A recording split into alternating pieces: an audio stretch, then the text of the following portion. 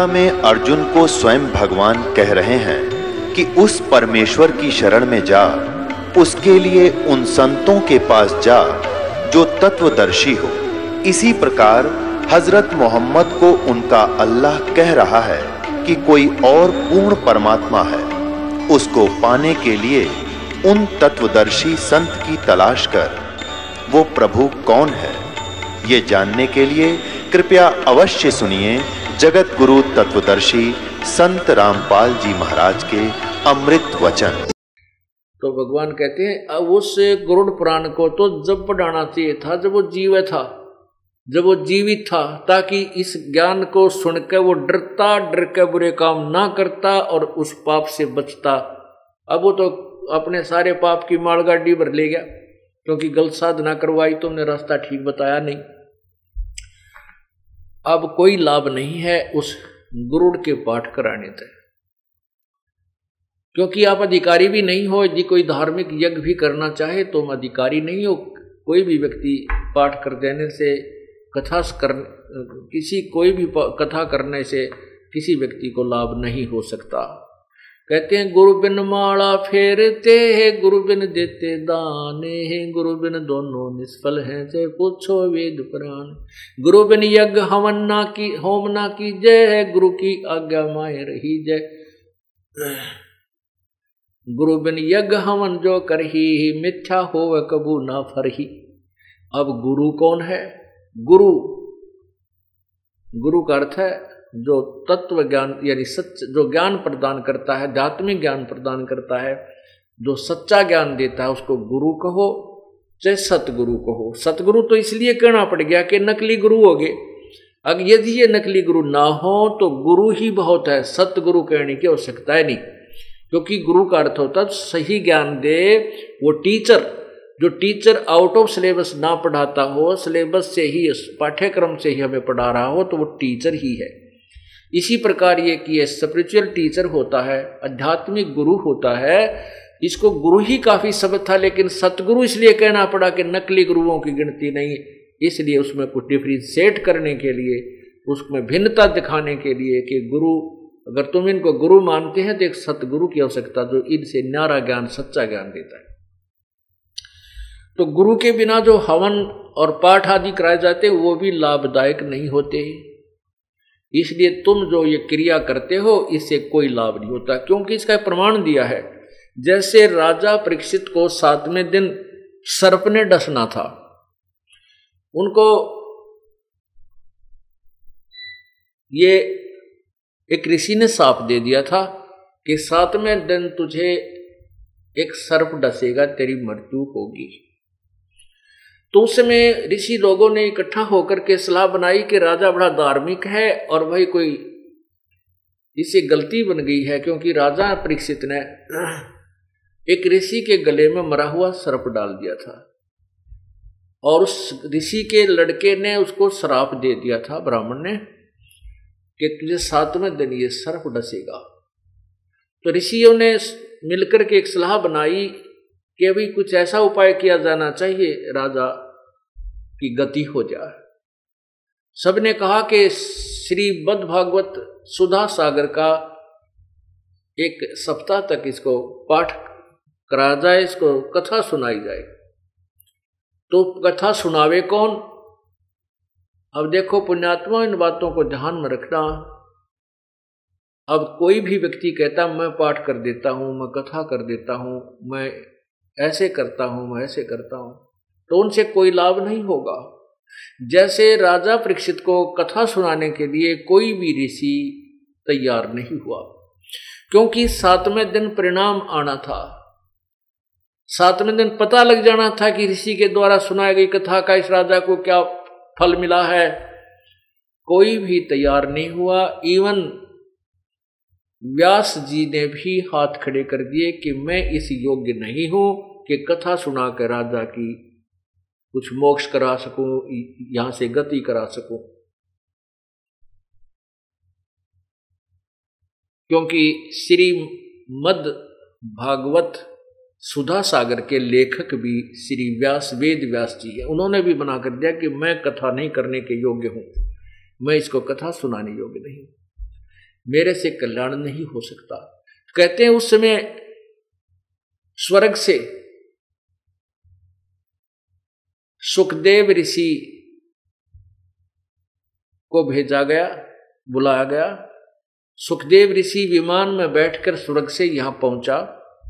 अब सुखदेव ऋषि के यहां आने और वापस स्वर्ग जाने का जो विमान रेंट यानी जो एयरप्लेन का रेंट है वो भी राजा परीक्षित के पुण्य से ही दिया गया। और फिर सुखदेव जी ने 7 दिन तक वो कथा सुनाई, श्रीमद् भगवत सुधा सागर की 7 दिन पाठ किया। तब जितना लाभ इन ऋषियों से हो सकता था वो भी उस गुरु से हुआ जो अधिकारी था, क्योंकि राजा जनक ने उसे अधिकारी बना दिया था और वो केवल विष्णु तक का ही गुरु था, उसे आगे के गुरु नहीं थे। तो वो भी लाभ उस गुरु से मिला, अन्य से नहीं मिला।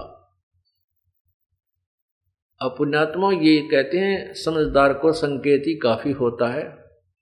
ये एक बहुत अच्छा उदाहरण है कि यहाँ कोई भी ये पाठ करते फिरते उनसे कोई लाभ होने वाला नहीं है, क्योंकि वो अधिकारी नहीं। तो यहाँ क्या बताते हैं कि वेद बांध, ये पुराण बांध, फिर पंडित आगे पीछे गरुड़ पढ़ाई।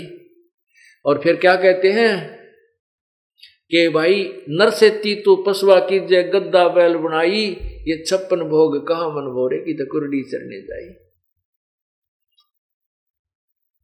पुण्यात्मा ये बहुत ही बिगड़ा हुआ ज्ञान है। अब तत्व ज्ञान से इसको आपने समझना है और इसको अनुसरण करना है। इसके लिए तत्व ज्ञान को समझाने के लिए मेरे को इतना प्रयत्न करना पड़ रहा है कि एक पॉइंट को आपके हृदय में जमाने के लिए, सत्य को सत्य ही सिद्ध करने के लिए इन सदग्रंथों का सहारा लेना पड़ता है जिनको तुम सत्य मानते हो। जैसे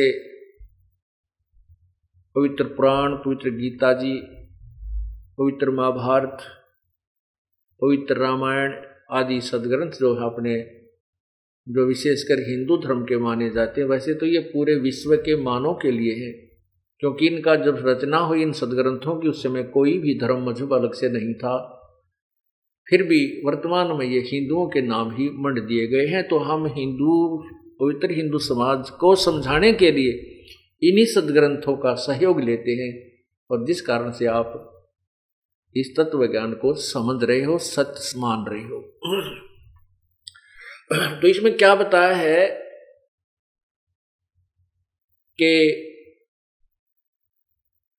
मृत्यु के उपरांत वो पाठ भी करा दिया गरुड़ का। अब फिर गरुड़ पाठ कम कराते हैं, कुछ पंडित को बुला करके हवन पवन करा कर 13वीं कर लेते हैं। यानी वो घटा घटू का थोड़ी सी ये इतनी बना दी, ब्राह्मण आवेगा, हवन करेगा, मंत्र बोलेगा, रोटी बनाओगा और खाओगा, फिर पाछा हम खाएंगे, जो भी है। ब्राह्मण मीन गुरु जी। ब्राह्मण कोई जाति अलग नहीं है। ब्राह्मण सोए जो ब्रह्म पहचाने, पंडित सोए जो पिंड की जाने।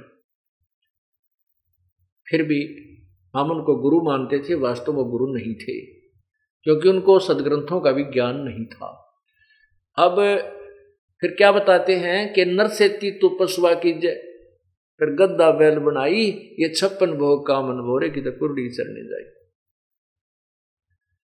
अब हम कितना सुंदर आहार करते हैं, बढ़िया फुलके खाते हैं, कभी खीर बना लें, हलवा बनावे, काजू किस्मत सेब संतरे, दही घी मक्खन, और भाई कभी लाडू जलेबी भी खाते हैं।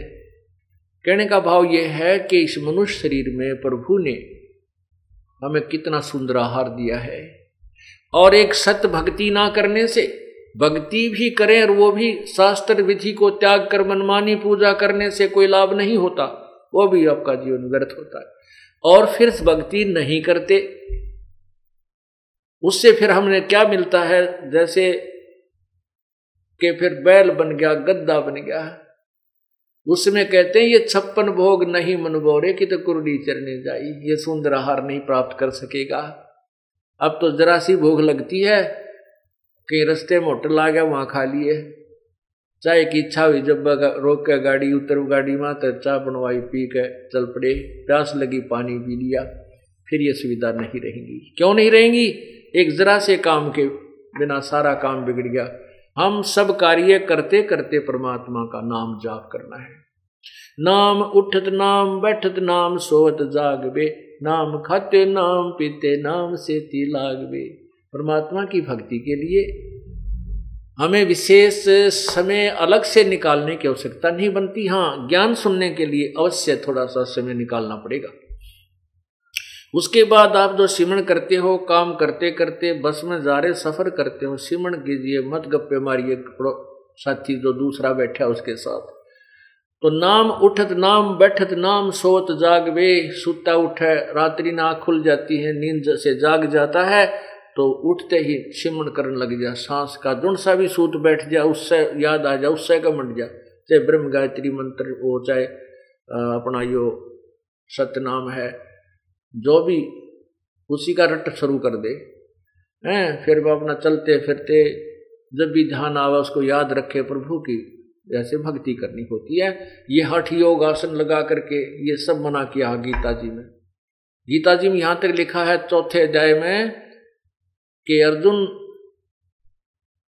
यदि तू हठ योग करके बैठ गया, यानी एक स्थान पर बैठकर साधना करने लग गया, तो तेरा निर्वाह कैसे होगा? इसके लिए 8वें अध्याय के 7वें श्लोक में कहा कि तू युद्ध भी कर और मेरा सिमरण भी कर, क्योंकि युद्ध से कठिन कोई काम नहीं होता। और उसको करते करते भी, युद्ध करते समय भी भगवान को भजना होता है।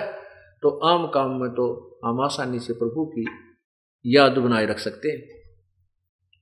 तो इसलिए परमात्मा की भजन भक्ति के लिए हमने विशेष व्यवस्था की आवश्यकता नहीं पड़ती। फिर भी हमने साधना ठीक शास्त्र अनुकूल करनी चाहिए। तो ये बता रहे हैं कि ये 56 भोग कहाँ मनबोरे, फिर कुरडी चरने जाई, फिर ये सुंदर आहार नार नहीं रहेंगे। फिर पशु बन के क्या खाएगा, कैसे रहेगा? समय पर सब इच्छा से नहीं खा सकता, भूख लगी रहेगी, नाच डल जाएगी, बैल बन जाएंगे और बन जाएंगे किसी रस्से के साथ। अब फिर क्या होता है कि प्रेत सिला पैजा बिराजे पितरों पिंड भराई, बहुर श्राद्ध खान कुआए काग भय कलमाही। ओए होए, अब कितने निर्णायक ज्ञान दिया है। क्या कहते हैं? रबोड़ी सी दुनिया गुरु बिन कैसे सरिया, अरे भोली सी दुनिया गुरु बिन कैसे सरिया। क्या बताते हैं? अपने लला के बाल उतरवावे, देखो कैंची ना लग जइया, एक बकरी का बच्चा लेके उसका गला कटैया, रे भोड़ी सी दुनिया गुरु बिन कैसे सरिया, रे भोड़ी सी दुनिया गुरु बिन कैसे सरिया।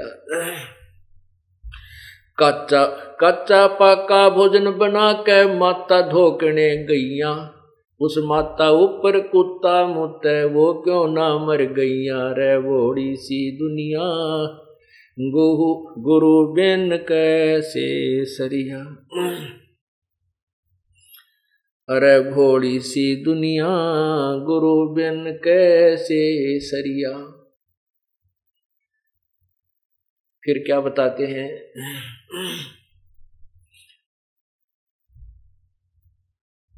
अब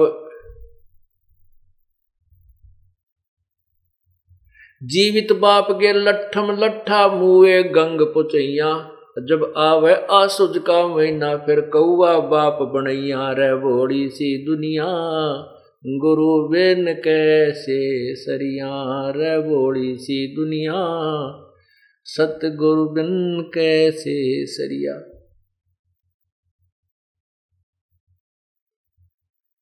क्या बताते हैं कि आन उपासना में आते हैं ये कौन कौन से? माई मसाणी सेठ शीतला भैरो भूत हनुमंत, साहेब से नारा रहे जो इनको पूजंत। माई मसाणी सेठ शीतला और भैरो भूत हनुमंत, उस परमात्मा से दूर रहेगा जो इनकी पूजा करता है, जो इनको पूजन। गुड़गांव वाली माता पे जाते हैं, खासकर यहाँ हरियाणा के लोगों में ज्यादा प्रचलित है गुड़गांव वाली माता, या वैसे भी जहां आस पास में किता अपना जुगाड़ जोड़ रखे बका रखे हैं वहां भी जाते हैं। क्या बताते हैं परमात्मा, देखो कैसे गुमराह कर दिया इन नकली गुरुओं ने। बुढ़िया जागी अपने पोते ने गेल लेकर और साथ न पुत्र वधू को, और वहां उस माता वाले स्थान पर जाकर नाई बैठा होता है और ये बहका रखे हैं कि बाल उतरवा के अपने इष्ट धाम पर चढ़ाने चाहिए, नहीं तो वो रूस जाएगा। अब बता, इष्ट उन बाला न के शर्म मारेगा, हमारे बाला न इष्ट खाओ न के ना की तब फूकन के ना, इनका क्या करेगा इष्ट। अब वो क्या करते हैं, वहां जाती है बुढ़िया, वहां एक नाई बैठा होता है और वहां भीड़ इतनी लग रही होती है, तो वो बाहर 2 रुपये में बाल कटते हैं तो 10 रुपये में काटते, क्यों, मजबूरी है, कटवाने पड़ेंगे उनको। तो वो क्या कहती है बुढ़िया, ले भाई नाई के मेरे पोते के बाल काट दे, और भाई देख ध्यान करे, कच्चा ध्यान रखना, कच्चा सिर है मेरे पोते के, कांची ना लग जाए, भाई देख रहे ध्यान ते। और वो 2 कैंची भरते हैं, बस इतने दे दे द्वारों से जल्दी। और उन बालों को क्या करते हैं, अंदर मंदिर में चढ़ाते हैं जाके। वह पुजारी क्या करता है, उन बालों ने ठाके कट्टे में डालने जा और शाम ने कुर्डियां पे फेंक दिया। वो बता के बैंक में जमा करा होगा उन बालों को, उसने भी बारे पटकने ठाके हुए। तो ये हम बहका रखे थे। अब क्या बताते हैं परमात्मा कि तुम अपना ने यही कट कूट का आप गिर दिया, रुकते ठाके, इस चक्कर में मत पड़ो। ये गलत साधनाएं हमारे शर्मंड रखी है नकली गुरुओं ने, नीम हकीमों ने। तो परमात्मा क्या कहते हैं कि कुछ बुद्धि से काम लो। अपने बेटे का तो इतना डर मानती है कि कदे कैंची ना लग जा और तेरे बेटे को दर्द हो, पीड़ा हो जा पोते को। और एक बकरी का बच्चा लेकर उसका गला कटैया रे बोड़ी सी दुनिया, गुरु बिन कैसे श्रिया। पूरे संत के बिना ये निर्णायक ज्ञान जब तक नहीं मिलेगा तेरा उद्धार नहीं हो सकता। अब अपने बच्चे की तो इतनी ममता, इतना प्यारा लागे, कैंची लागण का भी डर। और एक बालक, एक अमुक जो बोल भी नहीं सकता, उसका प्राणी का बच्चा लेकर और माता का पेंट चढ़ा दिया है। वो माता कभी बकरे नहीं खाती। वो देव कोई नहीं है जो मांस आहार करता, वो तो राक्षस होते हैं जो मांस आहार करते हैं। वो हमारे इष्ट देव, कोई भी देवता मांसाहार नहीं करते। ये हमारे को बहका रखा है उन ज्वाड़ के स्वादुओं ने, जो मर के भूत बन गए। और वो जो नकली गुरु थे वह मांस खाया करते थे, फिर वह पत्थर भूत बन गए। वह फिर उन्हीं यजमाना माँ का बोलते हैं, मैं भैरव बोलूँ हूँ, मैं हनुमान बोलूँ हूँ, मैं माता बोलता हूँ, और एक बकरा चढ़ा दो। उनका वो गुमराह कर देते हैं। और उनके डर के मारे फिर ये उन परमात्मा का सहारा मिला नहीं, तो डरते फिर ये बेचारे गृहस्थी लोग उन पाखंडिया में जो भूत बोला करते, उनके आधार से मांस चढ़ाने लगे, बकरे चढ़ाने लगे, कटवाने लगे। इस प्रकार यह बात बिगड़ी। फिर कहते हैं, फिर माता की पूजा देखो, कहते कच्चा पक्का भोजन बना के माता धोकने गई। माता जो धोक लान का दिशा बना कर चलता है काम, कुबेरा कुत्ता न खाना हो तो वो कच्चा पक्का भोजन बना के माता धोकने गई। हमने देखी जगह जगह पर ना एक इतनी मंडी ही बना देंगे जिसमें मेरे ख्याल में कुत्ता आराम से बैठ सके, बाकी आदमी तो नहीं प्रवेश कर सकता। उसको माता का थान बोलते हैं, स्थान।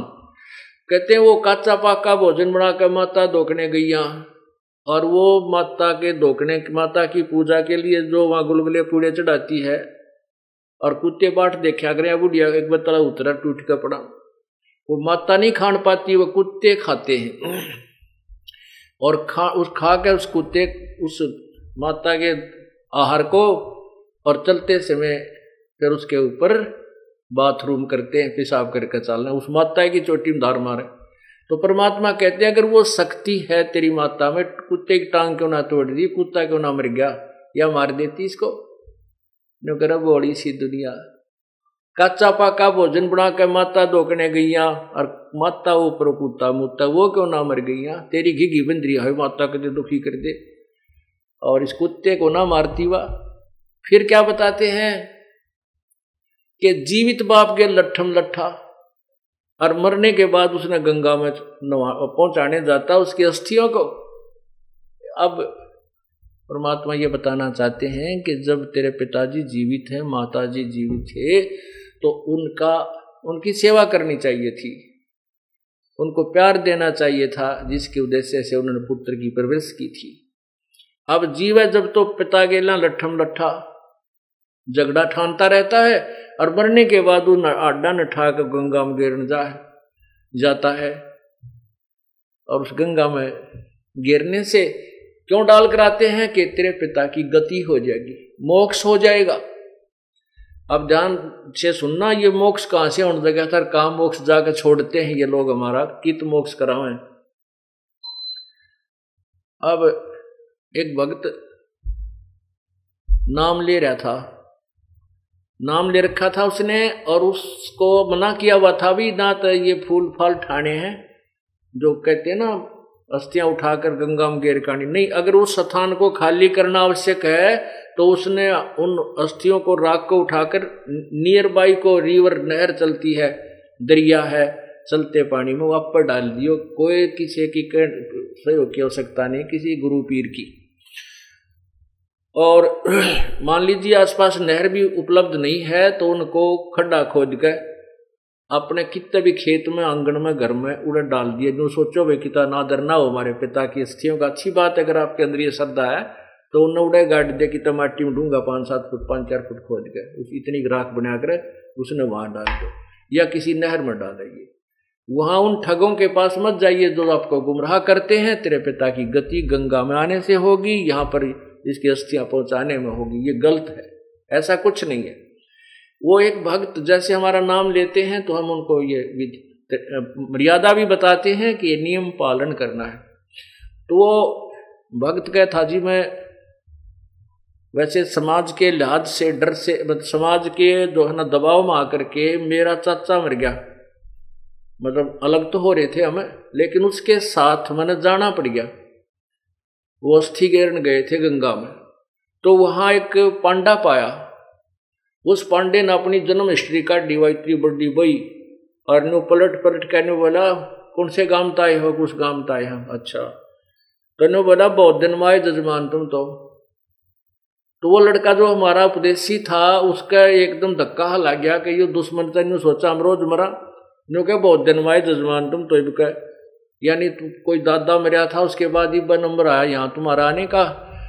वो कहने लगा जी उस दिन के बाद मेरा कति मन खट्टा हो गया कि वहां तक भूल के नहीं जाना, अब कद गलती बनी सो बनी कि ये तुम्हारे कसौण और मनावे है, ये हमारे मरने की बाट देखें, मरे तोड़े तोड़े अमावा, इन्हें 100 रुपये 200 रुपये प्राप्त हों इनकी पूजा के।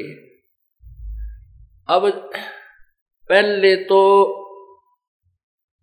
प्रथम गति तो यह है कि उसके अस्थि वहां डालकर उसकी गति हो जाएगी। नंबर 2 गति मोक्ष कराने के लिए 13 मिक्रो पंडित जी बुलाओ, और फिर वो पंडित जी पाठ पूठ हवन हवन करके फिर आप खा पी के छक के, और फिर कहें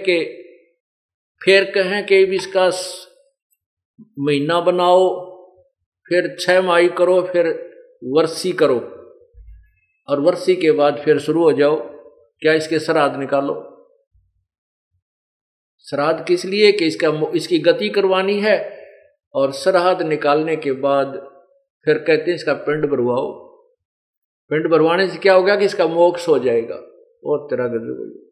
अब श्राद्ध निकालते हैं तो श्राद्ध का जो आहार, वो जो गुरुजी होता है वो क्या करता है कि कुछ आहार उठाकर ऊपर रख देता है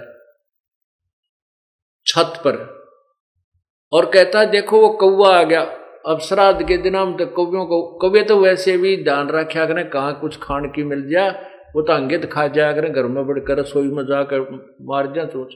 अनु सरियाम ऊपर दर्द दे कौवे टूट के पड़ा करें, तो कौवा आते ही वो खाता है, तो गुरुजी कहता देख तेरा पिताजी को भोग लग गया, और हो सकता है तेरा पिताजी कौवा बन गया हो। देखा ना, भोग लग गया, हो सकता है तेरा पिताजी कौवा बन गया हो। तो श्राद्धों में कौवा यदि आहार कर जावे, भोग लगा दे, तो पिताजी पितर तृप्त हो गया।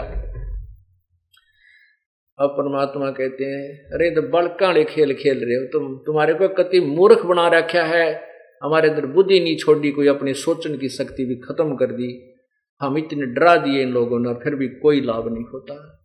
कहते हैं जीवन जीवित बाप के लट्ठम लट्ठा मुए गंग पुचैया, जब आया आसुज का महीना, वह कौवा बाप बनाया रे वोड़ी सी दुनिया, गुरु बिन कैसे है सरिया। यानी सतगुरु बिना ये बात बने नहीं। अपनात्मा ये तो मैंने आपको बताया सबसम वेद तत्व ज्ञान, इसी का समर्थन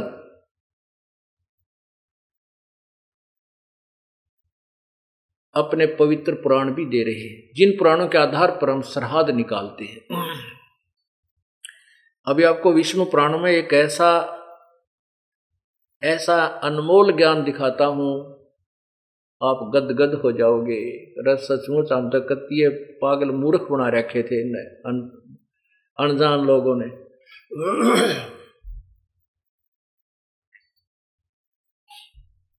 अब जैसे क्या बताते हैं, जय सतगुरु की संगत करते सकल कर्म कट जाई, अमरपुरी पर आसन होते जहां धूप ना छाई। जय सतगुरु की यानी तत्वदर्शी संत अर्थात पूर्ण संत की जब संगत करते, उसके ज्ञान का अनुसरण करते, ये सारे झंझट मिट जाते।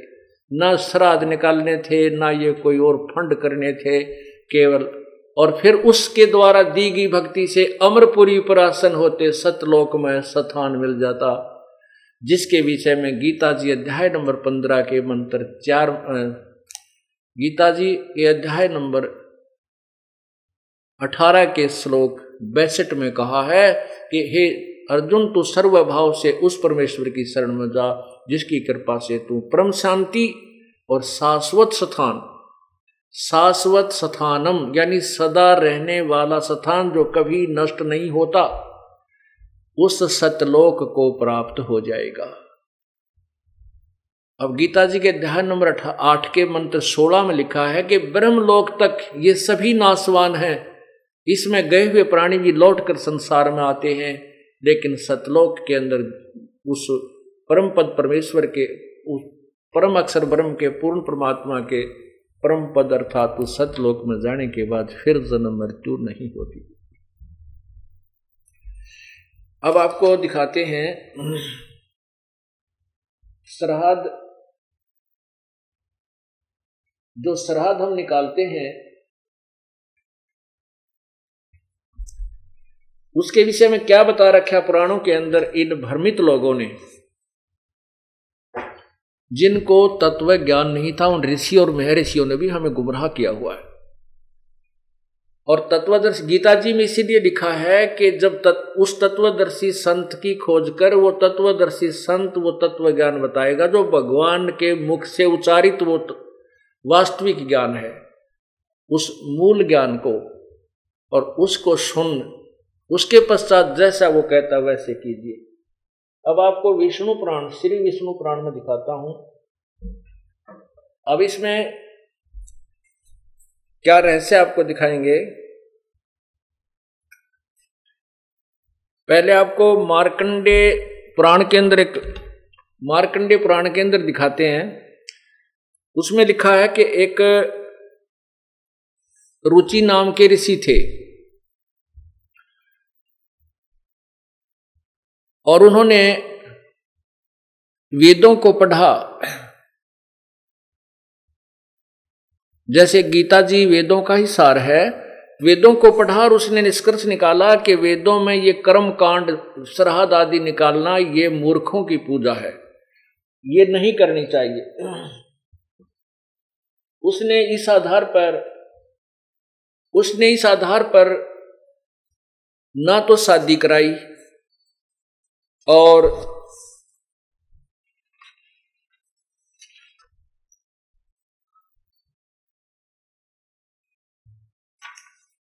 अपने वेदों के अनुसार साधना कर रहा था, जैसा भी वेदों का निष्कर्ष उसने निकाला था, जैसे अन्य ऋषि महर्षियों ने निकाल रखा है। तो कहते हैं उसके कुछ दिनों के बाद उसके 3 पितर, पिताजी, दादाजी, परदादाजी, वो तीनों भूत बने हुए थे, पितर बने हुए थे, वो दिखाई दिए। उस समय उसकी आयु 40 वर्ष की हो चुकी थी।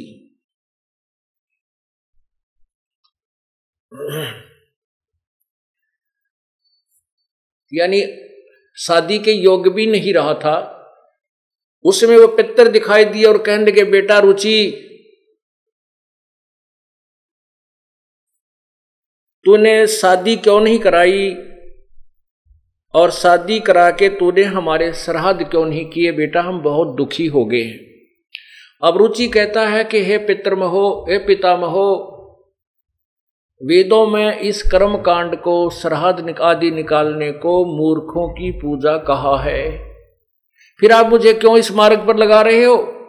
पितर भी स्वीकार करते हैं कि बेटा तू ठीक कह रहा है, वेद में तो ऐसा ही लिखा है, ये सत्य है कि ये तो मूर्खों की, अज्ञानियों की पूजा है, लेकिन बेटा ऐसे है वैसे है, पितर जो चाहे वह सब दान दे सकते हैं, संतान दे सकते हैं, धन दे सकते हैं। अब इस तरह के उनको लालच लुच दे के और उस पुण्य आत्मा से वो घोर पाप करवा दिया। हाय क्या करवा दिया कि उसको कहा कि तू तप कर, और तप करने से तुझे फिर एक पत्नी मिलेगी, फिर तू शादी कराना, फिर हमारे श्राद्ध निकालना। उस भोली आत्मा ने अपने उन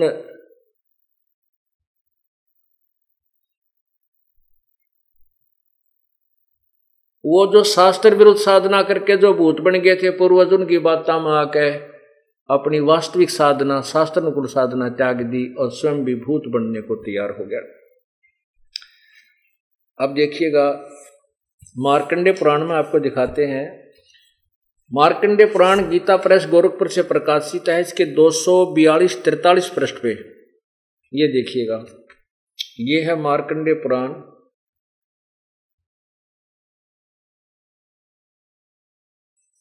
और गीता प्रेस गोरखपुर से प्रकाशित है। इसके ये पृष्ठ नंबर 242 पर देखें, 242।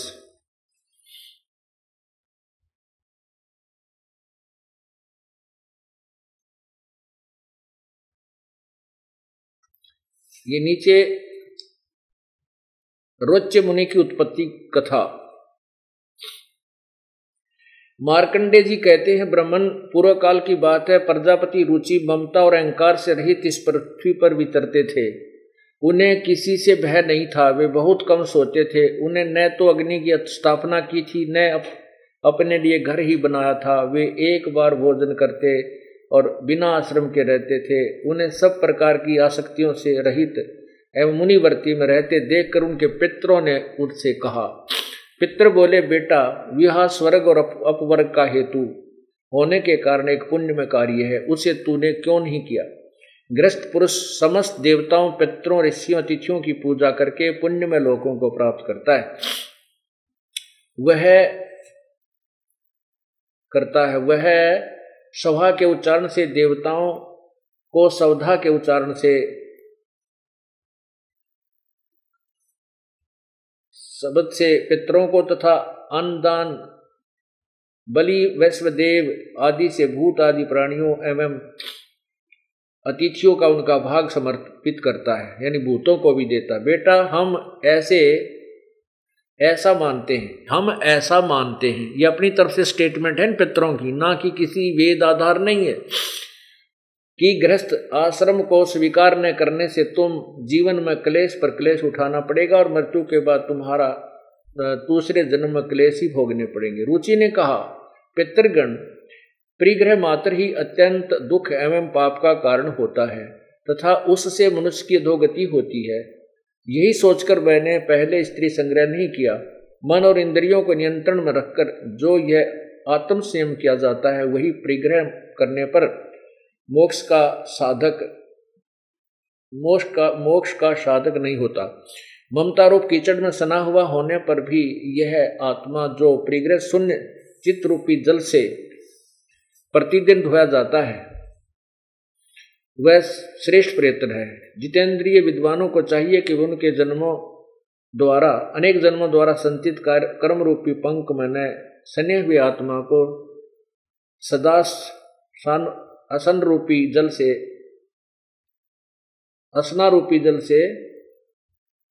प्रक्षालन करे। पितर बोले, बेटा जितेंद्रिय होकर आत्मा प्रक्षालन करना उचित नहीं है, किंतु तुम जिस पर चल रहे हो वह मोक्ष का मार्ग है। वह मोक्ष का मार्ग है, उसको मना कर रहे हैं।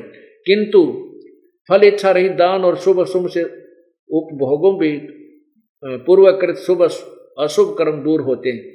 इसी प्रकार दया भाव से प्रेरित होकर जो कर्म किया जाता है वह बंधन कारक नहीं होता। फल कामना से रहित कर्म के बंधन में नहीं डालता। पूर्व जन्म में किया हुआ मानवों का शुभ अशुभ कर्म सुख दुख भोगों के रूप में प्रतिदिन भोगने पर ही अक्षीण होता। अब ये स्पष्ट कर रहे हैं कि जो दुख सुख कर्म में लिखा है प्रारब्ध में वो तो भोगना ही पड़ता है। आगे क्या बताता है? अब यहां क्या बताते हैं? रुचि ने पूछा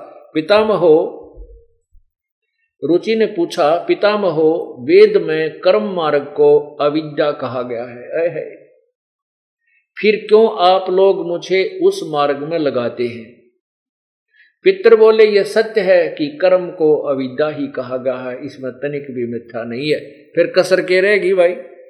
ये देखो, ये स्वयं तो चार भूत बने हुए हैं। पहले की चार दिखाई दिए उसने, चार, पिताजी, दादाजी, परदादा, फिर दादा का भी पिता, परदादा का पिता, तो ये चार दिखाई दिए। ये स्वयं कहते हैं कि हाँ इसमें सत्य है। ये स्वयं पितर बोले यह सत्य है कि कर्म को अविद्या ही कहा गया, इसमें तनिक भी मिथ्या नहीं है। फिर अग्रम मग्रम के रहेगी। अब फिर वो अग्रम मग्रम जो की है वो पितरों की है, ना कि किसी वेद सदग्रंथ की नहीं है।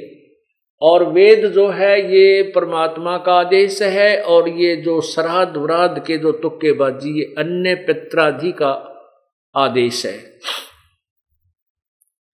तो उसको हमने नहीं मानना है। जैसे आपके उदाहरण देते हैं कि एक व्यक्ति का मित्र था थानेदार, दरोगा, और उस दरोगा जी ने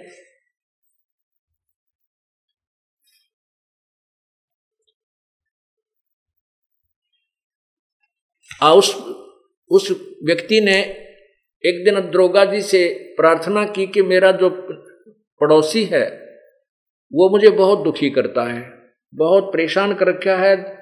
मैंने पंचायत आदि से भी फैसला करवाने की चेष्टा की पर वो बाज नहीं आता, मैं क्या करूं?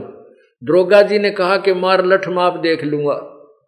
अब उस एसएचओ के कहने तक उसके मित्र ने आकर पड़ोसी के झगड़ा ठान लिया, और झगड़े में उसके सिर में लठ मर गया, लगते ही वो पड़ोसी मर गया। अब राजा का संविधान है कि कोई किसी की मृत्यु कर देता है तो उसको सजाए मौत मिलती थी। अब वो जब व्यक्ति पड़ोसी मर गया और उसने उस एसएचओ की आज्ञा का पालन करके संविधान राजा का भंग कर दिया तो उसे सजाए मौत हुई। वही उसका मित्र उसको दरोगा पकड़ के ले गया, थाने में रोक दिया, कोर्ट में उसको सजा मिल गई और सजाए मौत का भागी हो गया। ठीक इसी प्रकार जो वेदों और गीता जी में लिखा है उसके विपरीत जो कोई अन्य संत ऋषि या गुरु या पितर कोई भी ये संदेश देता है वो भगवान के विधान को खंड करवा रहा है, जिससे हम सजा के पात्र होंगे। अब इसमें एक विष्णु पुराण में प्रमाण है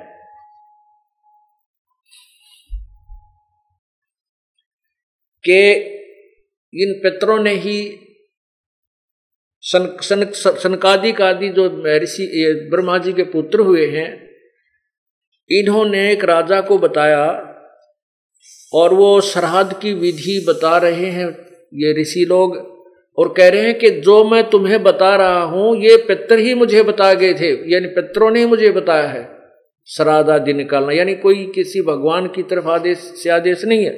फिर उसमें आगे चलकर क्या बताया है कि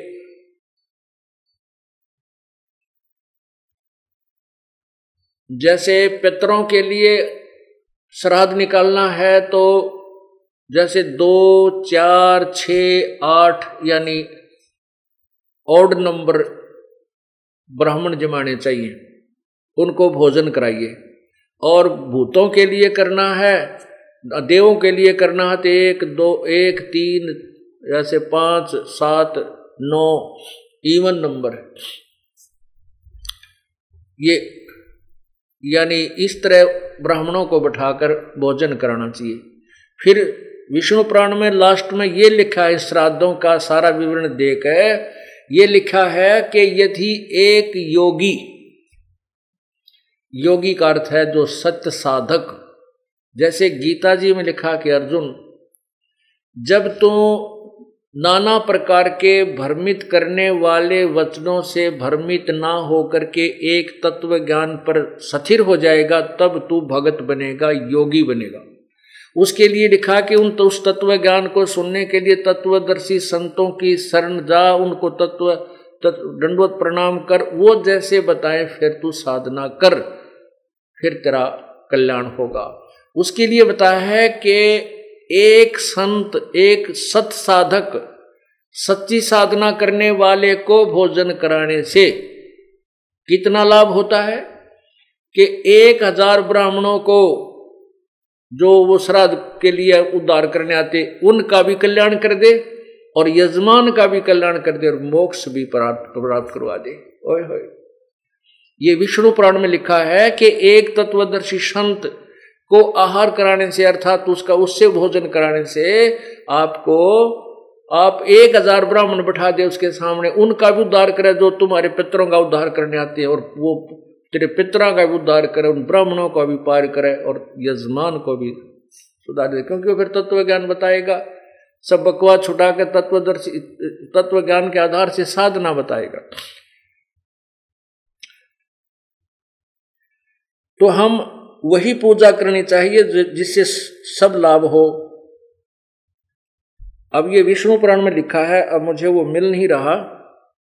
इस प्रकार हम वो साधना करनी चाहिए जिससे हमें लाभ हो, मोक्ष भी हो। ये मिल गया। ये देखिएगा, ये श्री विष्णु पुराण में दिखाता हूं आपको कितना अनमोल ज्ञान है, बहुत ही रहस्यमय ज्ञान है ये देखिएगा श्री विष्णु पुराण। ये श्री विष्णु पुराण और ये गीता प्रेस गोरखपुर से प्रकाशित है।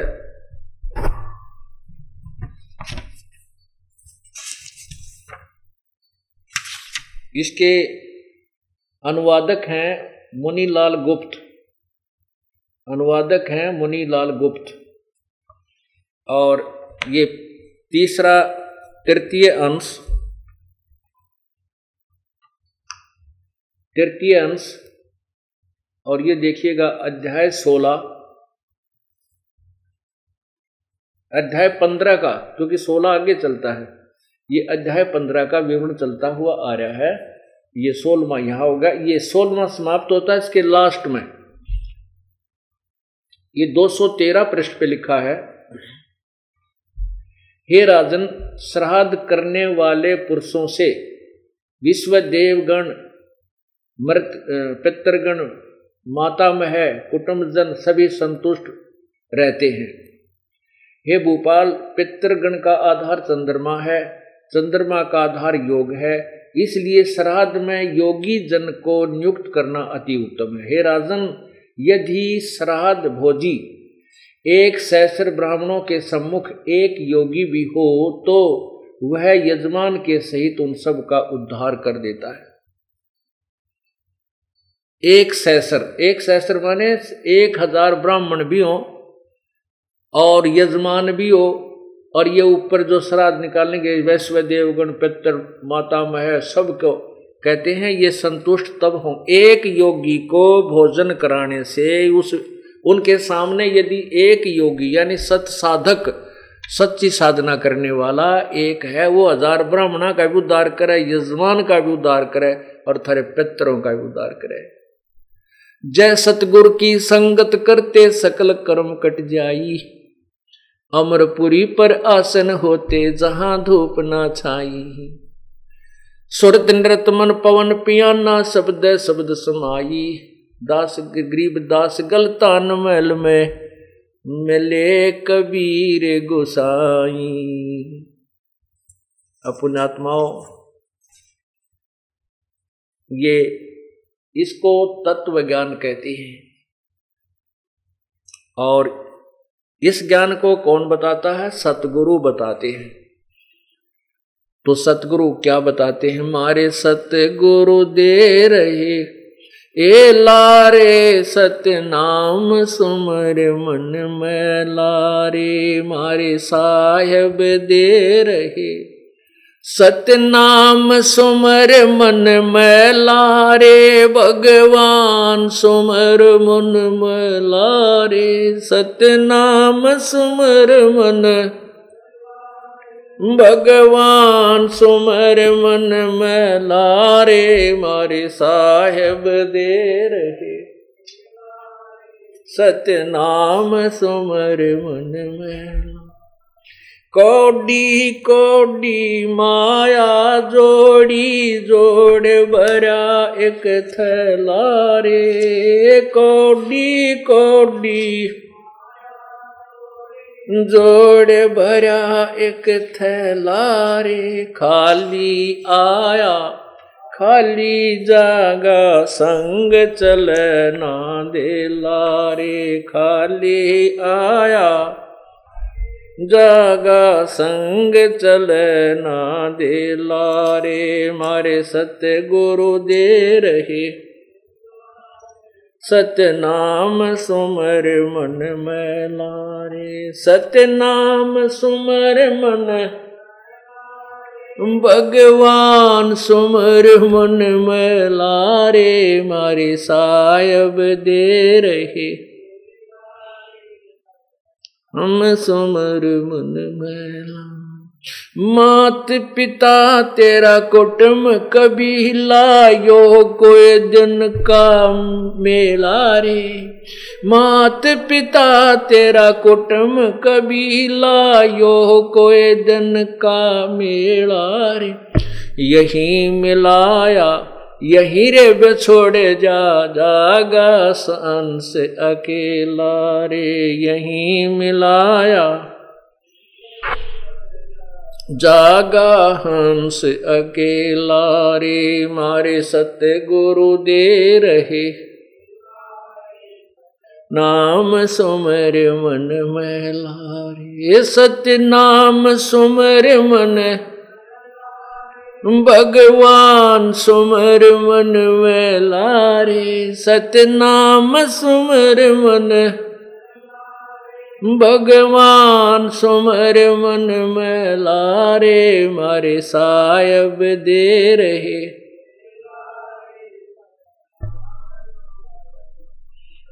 एक डाल पे दो पक्षी बैठे, एक गुरु एक चेला रे, एक डाल पे दो पक्षी बैठे, एक गुरु एक चेला, चेला तो चंचल है भाई गुरु निरंतर खेला रे, चेला तो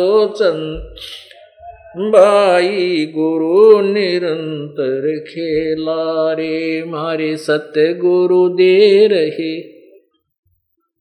सत्य नाम सुमर मन में लारे, भगवान सुमर मन में लारे, सत्य नाम सुमर मन भगवान सुमर मन में लारे, मारे सत्य गुरु दे रहे नाम सुमर मन में। इस पद का तुम वेद सुनो, भाई कौन गुरु कौन चेला रे। इस पद का तुम वेद सुनो, भाई कौन गुरु कौन चेला रे। रामानंद का कहे कबीरा, शब्द गुरु चित चेला रे। रामानंद का गुरु चित चेला रे। मारे सत्य गुरु दे रहे, हे लारे सत्य नाम सुमर मन में लारे। मारे सायब दे रहे, इस पद का तुम वेद सुनो, भाई कौन गुरु कौन चेला रे। एक तुम वेद सुनो, भाई कौन गुरु कौन चेला रे। रामानंद का कहे कबीरा, शब्द गुरु चित चेला रे। रामानंद का शब्द गुरु चित चेला रे। मारे सत्य गुरु दे रहे, सत्य नाम सुमर मन में लारे। मारे साहेब दे रहे,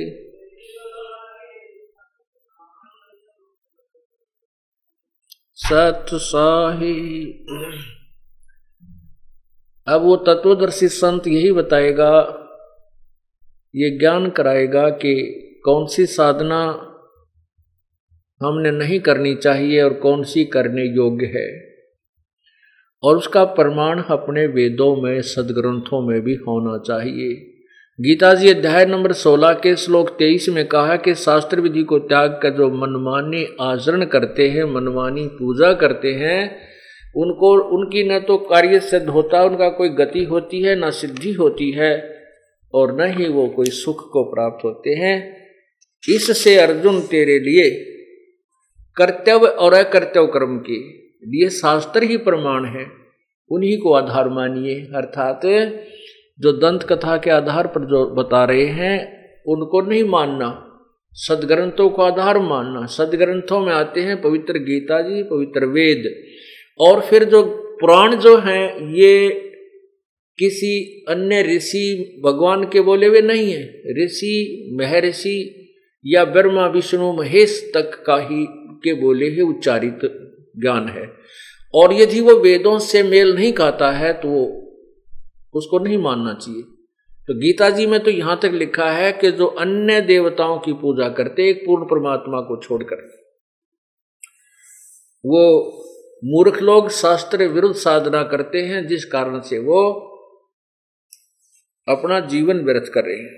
तो यहां देखिएगा, ये पवित्र गीता जी, ये है श्रीमद् भगवत गीता, गीता प्रेस गोरखपुर से प्रकाशित है। ये श्री जयदयाल गोविंद का इसके प्रकाश अनुवादक हैं, और ये है प्रकाशक हैं। प्रकाशक में मुद्रक गीता प्रेस गोरखपुर, गोविंद भवन कार्यालय कोलकाता संस्थान। अब ये देखना श्लोक नंबर 16 का 23 और 24, अध्याय नंबर 16 का श्लोक 23 और 24। 23 में लिखा है कि जो शास्त्र विधि को त्याग कर अपनी इच्छा से मनमाना आचरण अर्थात पूजा करते हैं, वह न सिद्धि को प्राप्त होता है, न परमगति को, और न सुख को ही, अर्थात व्यर्थ है। और फिर 24 में कहा है कि इससे तेरे लिए कर्तव्य और अकर्तव्य की व्यवस्था में शास्त्र ही प्रमाण है। ऐसा जानकर तू शास्त्र विधि से नियत कर्म करने योग्य है। अर्थात शास्त्रों में लिखे अनुसार ही साधना कीजिए। आपको श्राद्धों के विषय में निर्णय हुआ कि रुचि ऋषि के 4 पूर्वज शास्त्र विरुद्ध साधना करके यही पितृ पूजा ध्यान उपासना करके स्वयं भूत बन बैठे और अपनी प्यारी आत्मा अपने बच्चे को भी गुमराह कर दिया, उनको भी नरक में डाल दिया, जबकि स्वयं स्वीकार कर रहे हैं कि वेदों में ऐसा ही लिखा, ये सत्य है कि कर्मकांड को अविद्या यानी मूर्खों का ज्ञान ही बताया है, ये साधना नहीं करनी चाहिए। और पवित्र इस विष्णु पुराण में लिखा है कि एक योगी यदि मिल जाए, वो 1000 ब्राह्मणों के सामने बैठा दिया जाए, उन ब्राह्मणों का भी बेड़ा पार कर, यजमान का भी, पितृ पुत्रों का, सबका कल्याण करवा दे। तो पुण्यात्माओं, आपको वो साधना मिली हुई है जो आपके पितरों का भी कल्याण हो जाएगा, आपका भी कल्याण होगा और पूरे विश्व का कल्याण इसी साधना से होगा जो दास के पास है। विश्व में किसी के पास ये साधना वर्तमान में नहीं है। आगे इस ज्ञान को समझकर नकली गुरु बेशक बन जाओ, वो भी दुश्मन होंगे इस मानव जाति के, क्योंकि उनके पास उपदेश देने का अधिकार नहीं होगा। सत साहिब।